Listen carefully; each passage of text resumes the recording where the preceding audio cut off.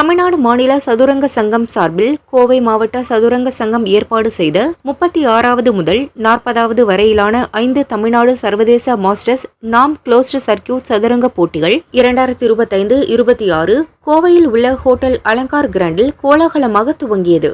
இந்த 5 போட்டிகளும் டிசம்பர் 22 வரை நடக்க உள்ளது.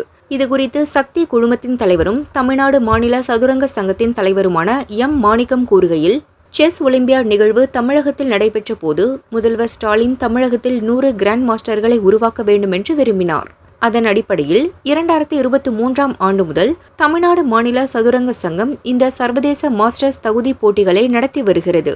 சர்வதேச மாஸ்டர் ஆவதற்கு 2400 புள்ளிகள் மற்றும் 3 தகுதிகள் தேவை.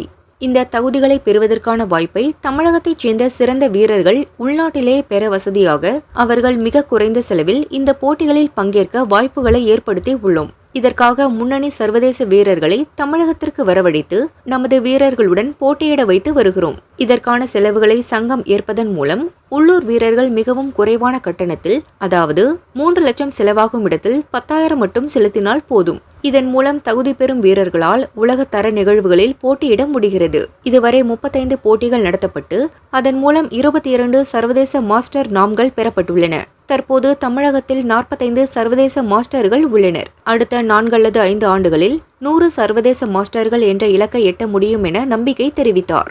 தமிழ்நாடு மாநில சதுரங்க சங்கத்தின் பொருளாளர் சீனிவாசன், துணைத் தலைவர் அனந்தராம், சர்வதேச செஸ் கூட்டமைப்பின் முன்னாள் துணைத் தலைவர் சுந்தர் மற்றும் தமிழ்நாடு மாநில சதுரங்க சங்கத்தின் பொதுச் செயலாளர் ஸ்டீபன் பாலசாமி உள்ளிட்டோர் பங்கேற்றனர்.